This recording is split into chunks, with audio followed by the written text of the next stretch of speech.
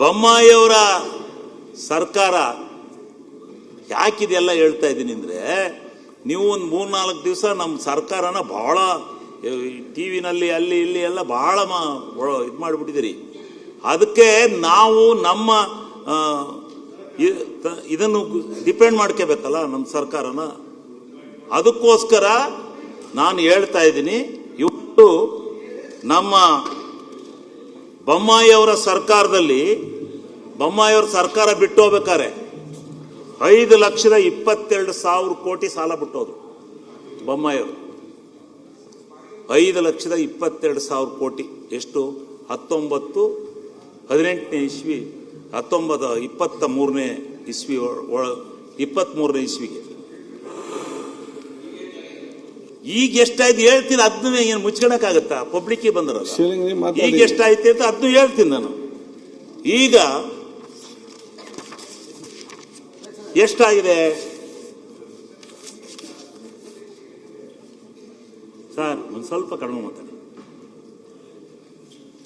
ಸಿದ್ದರಾಮಣ್ಣವರ ಸರ್ಕಾರ ಮುಗಿಯುವಾಗ 218 ಕೋಟಿ ಬಿಟ್ಟೋಯಿತು ಸಾಲನ.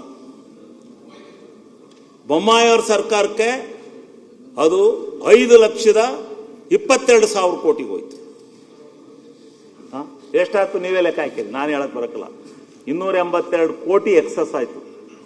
ಸಿದ್ದರಾಮಣ್ಣ ಹೋಗಿ ಮಾಡೇನೆ, ಸಿದ್ದರಾಮಣ್ಣ ಹೋಗಿ ಸಾಲ ಮಾಡೀನಿ ಅಂತೇಳಿ ರಾಜ್ಯದ ಜನ ತುಂಬ ಏನಪ್ಪ ಸಿದ್ದರಾಮಣ್ಣ ಸಾಲ ಮಾಡಿ ಅವ್ನ ಮನೆ ತುಂಬಿಕೊಳ್ಳೋದೇನಪ್ಪ ಅನ್ನೋ ಭಾವನೆ ಬರಂಗೆ ನಿಜವಾಗ್ಲೂ ನಮ್ಮನೇಲಿ ಎಲ್ಲ ಕೇಳ್ತಾರೆ, ಇದೇನಪ್ಪ ಇಷ್ಟೊಂದು ಸಾಲ ಮಾಡಿಬಿಟ್ರೆ ಯಾಕೆ ಸಾಲ ಮಾಡಿರ್ತಾರೆ ತಿಳ್ಕೋಬೇಕಲ್ಲ.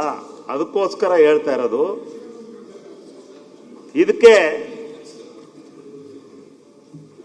ಇದನ್ನ ನೀವು ಈ 5 ವರ್ಷದಲ್ಲಿ 282 ಲಕ್ಷ ಕೋಟಿ ಸಾಲನ ಮಾಡಿ ಹೋಗಿದ್ದಾರೆ. ಇವತ್ತು ಅಲ್ಲಲ್ಲ, ಸ್ಟೇಟ್ ಇಂದಿದು. ಬೊಮ್ಮಾಯಿಯವ್ರದ್ದು ಹೇಳಿದ್ರೆ ಸ್ಟೇಟ್ ಅಲ್ವಾ?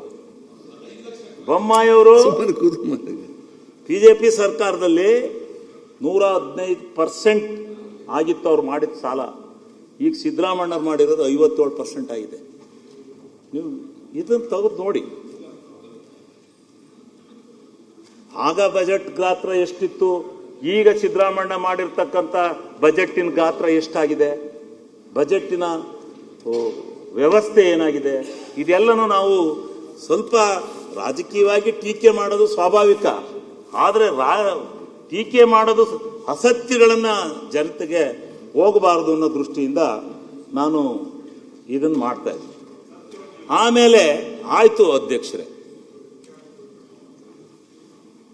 ಈ ದೇಶದಲ್ಲಿ, ಭಾರತ ದೇಶದಲ್ಲಿ ನಾನು ಅಷ್ಟು ಜನದ ರಾಜ್ಯಗಳ ಉದಾಹರಣೆಯನ್ನು ನಾನು ಕೊಡ್ತೀನಿ. ಫೈನಾನ್ಸಿಯಲ್ ಸ್ಟ್ರಕ್ಚರ್ಸ್ ಹೆಂಗಿಟ್ಟಿದ್ದಾರೆ, ಯಾವ ಮಟ್ಟದಲ್ಲಿಟ್ಟಿದ್ದಾರೆ, ಅವರು ಎಷ್ಟೆಷ್ಟು ಕೇಂದ್ರ ಸರ್ಕಾರದ ನಿಬಂಧನೆಗಳನ್ನು ಉಲ್ಲಂಘನೆ ಮಾಡಿದ್ದಾರೆ, ಕೇಂದ್ರ ಸರ್ಕಾರದ ನಿಯಮಗಳೇನಿದ್ದು ಅದನ್ನು ಫಿಸಿಕಲ್ ರೆಸ್ಪಾನ್ಸಿಬಿಲಿಟಿ ಆಕ್ಟ್ನ ಹೆಂಗೆ ಉಲ್ಲಂಘನೆ ಮಾಡಿದ್ದಾರೆ ಅನ್ನೋ ಒಂದೊಂದು. ಮಧ್ಯಪ್ರದೇಶದಿಂದ ಹೇಳ್ತೀನಿ ಸನ್ಮಾನ್ಯ ಅಧ್ಯಕ್ಷರೇ, ಇಲ್ಲಿ ವಿತ್ತೀಯ ಕೊರತೆ 3 ಆದರೆ ಇದು 3.9 ಇದೆ ಮಧ್ಯಪ್ರದೇಶದ. ಅಲ್ಲಿಗೆ ಇವರು ವಿತ್ತೀಯ ಕೊರತೆಯಲ್ಲಿ ಫೈನಾನ್ಸಿಯಲ್ ಡಿಸಿಪ್ಲಿನ್ ಆಗೋಗಿದೆ. ಕೇಂದ್ರದ ಆಕ್ಟ್ ಪ್ರಕಾರ ನಿಜವೇ ಆಗಿದ್ರೆ, ನಿಜ ಅಂತ ನಾನು ತಿಳ್ಕೊಂಡಿದ್ದೀನಿ. 2002ರಲ್ಲಿ ಇದನ್ನ ರಾಜ್ಯಗಳು ಬೇಕಾಬಿಟ್ಟು ಹೋಗ್ತಾ ಇದ್ದೋ, ಇಲ್ಲ ಇದು ಬಿಟ್ಟರೆ ಆಗೋದಿಲ್ಲ, ಇದಕ್ಕೊಂದು ಆಕ್ಟ್ ತರಲೇಬೇಕು ಅಂತ ಹೇಳಿ ಅವತ್ತು ಫಿಸಿಕಲ್ ರೆಸ್ಪಾನ್ಸಿಬಿಲಿಟಿ ಆಕ್ಟ್ ತಂದರು. ಅವತ್ತರಿಂದ ಇದು ಗೊತ್ತಾಗ್ತಾ ಇದೆ, ಎಲ್ಲರೂ ಗೊತ್ತಾಗ್ತಿರ್ಲಿಲ್ಲ. ಈಗ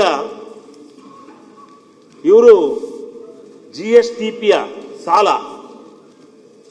32.5 25ರೊಳಗಿರಬೇಕಾಯಿತು, 32.5 ಮಾಡಿದ್ದಾರೆ. ಅಲ್ಲೂ ಉಲ್ಲಂಘನೆ ಮಾಡಿದ್ದಾರೆ. ಆಮೇಲೆ ಕೇಂದ್ರ ಸರ್ಕಾರ ಇವರಿಗೆ ನಮಗೆ 74 ಲಕ್ಷ ಕೊಟ್ಟಿದ್ದಾರಲ್ಲ, ನಮ್ಮ ಸುನೀಲ್ ಅಣ್ಣ ಇವರೆಲ್ಲ ತಿಳ್ಕೋಬೇಕು. 74,000 ಕೋಟಿ ಕೊಟ್ಟಿದ್ದಾರೆ ಸ್ವಾಮಿ. ಇವ್ರಿಗೆ ಕೊಟ್ಟಿರೋದು ಕೇಳಿ 1,66,000 ಕೋಟಿ ಕೊಟ್ಟರೆ. ಹೆಂಗ್ ಕೊಟ್ರು? ಇದಕ್ಕೆ ಮಲ್ತಾಯ ಧೋರಣೆ ಅಲ್ವಾ? ಅಲ್ಲ, ಈಸ್ ಎ ರೆಕಾರ್ಡೆಡ್. ನೀವು ಮಂತ್ರಿಗೌಡ್ರೆ ಹೆಂಗೆ ಆಗಿದೆ ಅಂತಕ್ಕಂಥದ್ದನ್ನ. ಆದ್ರೆ ನಮ್ಗೆ 79,000 ಕೋಟಿ ಕೊಟ್ಟಿದ್ದಾರೆ. ಇಲ್ಲ ಅಂತ ನಾನು ಹೇಳೋದು. 29,000 ಕೋಟಿ ಎಲ್ಲ ತೆರಿಗೆ ಬಾಬತ್ತಿಂದ ನಮಗೆ ಬಂದಿದೆ. ಅವ್ರಿಗೆ 1,66,000 ಕೋಟಿ ಕೊಟ್ಟು ನಮ್ಗೆ 79,000 ಕೋಟಿ ಕೊಟ್ಟರೆ, ಆಮೇಲೆ ಅವ್ರ ಬಜೆಟ್ ಎಷ್ಟು ಗೊತ್ತಾ? ಬಜೆಟ್ಟು 4,23,000 ಕೋಟಿ. ನಮ್ಮಷ್ಟು ಇಲ್ಲ, ನಮ್ಮ 48 ಇದೆ, ಅವ್ರದ್ದು 23. ಅದಂಗೆ ಅವ್ರಿಗೆ ಅಷ್ಟೊಂದು 1,66,000 ಕೋಟಿ ಹೆಂಗೆ ಕೊಟ್ರಿ? ಇವೆಲ್ಲ ಈ ರಾಜ್ಯದ ಜನಕ್ಕೆ ಗೊತ್ತಾಗಬೇಕಲ್ಲ. ಈ ದೇಶದ ರೈತನ ತೆರಿಗೆ ಹಣವಲ್ಲ ಇದು, ತೆರಿಗೆ ಹಣ ಅಲ್ವಾ ಇದು? ಬಂದಿರ್ತಕ್ಕಂಥದ್ದನ್ನ ಹೆಂಗೆ ನಾವು ಅರ್ಥ ಮಾಡ್ಕೋಬೇಕು? ಇದು ತಿಳ್ಕೋಬೇಕು. ತಿಳ್ಕೊಂಡು ಇವತ್ತು ಈ ರೀತಿ ಆದರೆ ಹೆಂಗೆ ರಾಜ್ಯಗಳಲ್ಲಿ ವ್ಯತ್ಯಾಸ?